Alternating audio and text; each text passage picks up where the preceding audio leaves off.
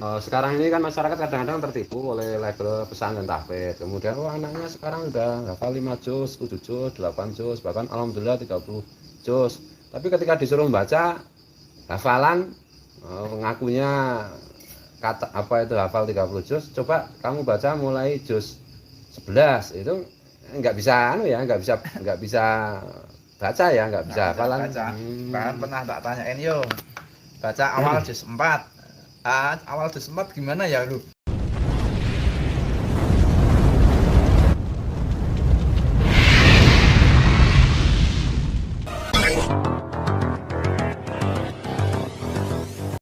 Pesantren tahfidz yang tiap tahun wisuda orang hafal Quran. Terus kenyataan di lapangannya bagaimana? Ini aku mau nanya-nanya sama Gus Samu. Ini itu gimana itu? Kan sering dari juri, sering juga ngetes orang hafal Quran. Bisa cerita dikit lah. Karena sekarang ini kan banyak orang yang ngaku hafal Quran 30 juz. Ada pengalaman apa di mana?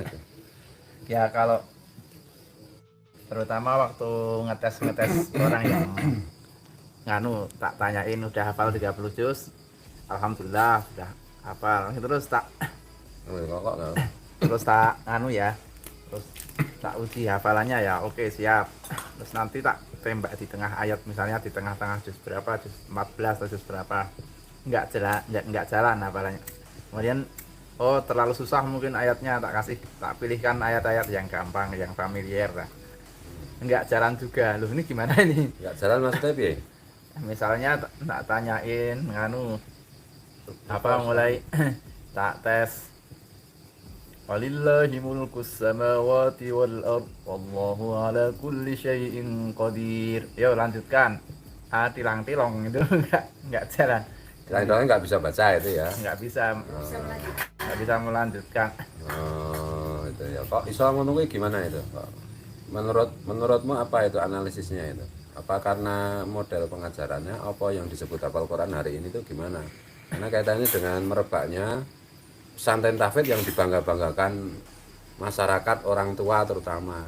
Gimana itu? Ya karena itu mungkin ngejar cepatnya, pengen cepat wisuda 30 juz, ngejar embel-embel hafiz Quran gitu, ngejar wisuda.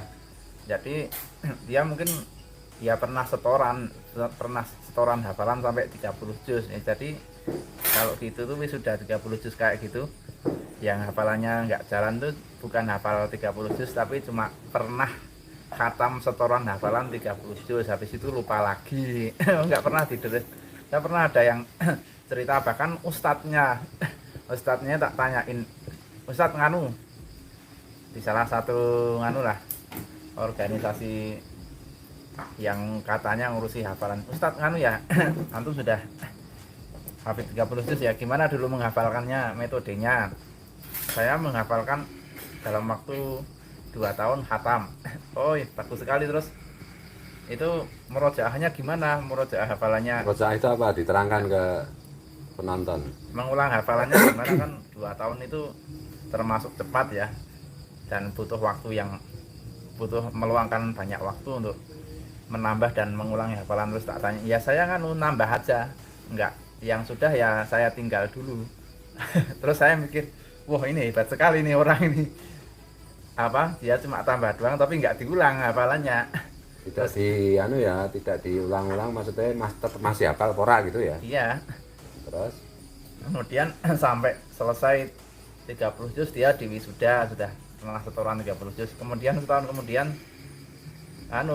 di organisasi itu diangkat jadi ustadz tahfidz. Dan dia lagi-lagi curhat itu, wah sekarang tuh saya jadi ustadz tahfidz nggak ada waktu untuk murojaah hafalan lagi. Kemarin setahun ya sekali 2 kali murojaah. Sekarang udah beberapa tahun ini karena sibuk jadi ustadz pengajar tahfidz nggak pernah murojaah. Lalu gimana kalau nggak pernah murojaah, kan otomatis lupa ya? Lupa, yang sering murojaah aja kadang-kadang banyak lupanya, apalagi nggak pernah murojaah. Itu ustadznya. Nah, gimana dengan siswanya, muridnya kan kayak gitu.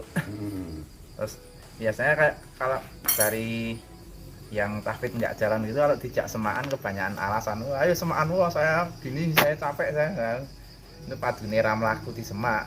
Pas ini orang lakuin maksudnya kalau disuruh baca nggak bisa, nggak jalan. Nggak jalan.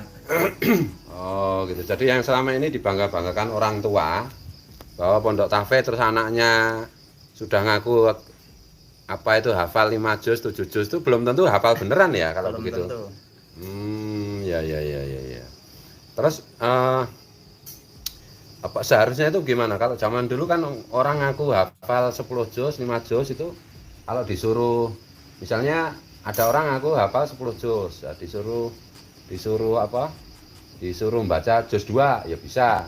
Coba sekarang baca juz 3 hafalan ya bisa. Kalau sekarang gimana itu fenomenanya secara umum tuh? Sekarang ya ada yang bisa, ada yang enggak.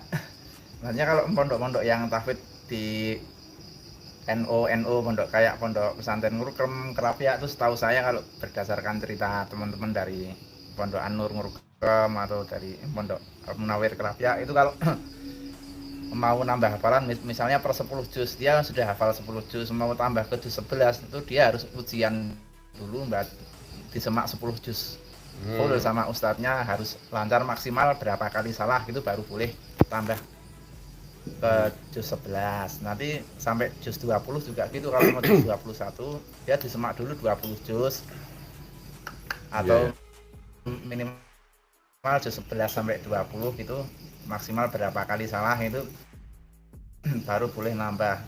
Setelah Ngetren itu apa itu disebut dengan manajemen modern itu kebanyakannya nggak jalan ya? Ya kebanyakan nggak jalan itu, malahan apalagi siswanya. Sekarang ini kan masyarakat kadang-kadang tertipu oleh label pesantren tahfidz. Kemudian anaknya sekarang udah hafal 5 juz, 7 juz, 8 juz, bahkan alhamdulillah 30 juz.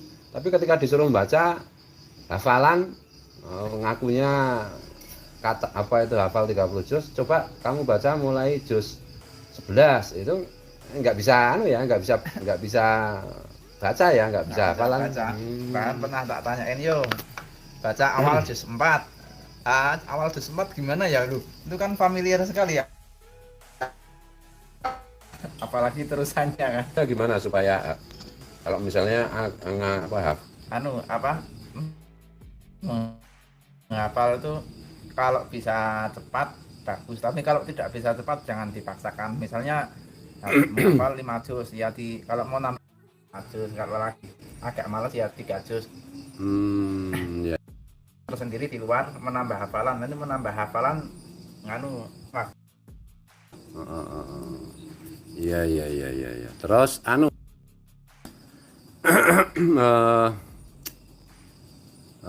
bagi saya lagi orang lancar ya jadi misalnya sudah hafal 3 juz, ini harus ada waktu yang sudah hafal 3 juz itu diulang-ulang terus murojaah tiap hari, kemudian ada jam untuk menambah hafalannya, misalnya mulai juz 4 gitu ya kira-kira. Jadi maksud tuh gini, kita orang tua jangan mudah-mudah untuk ini dibohongi orang gitu loh. Sekarang itu banyak orang ngaku hafidul Quran, orang yang hafal Quran tapi nyatanya sebenarnya nggak hafal gitu ya. Iya. Oke, ada pesan yang lain yang perlu disampaikan? Terus kalau murojaah itu jangan tergesa-gesa juga kalau mengulang hafalan tuh.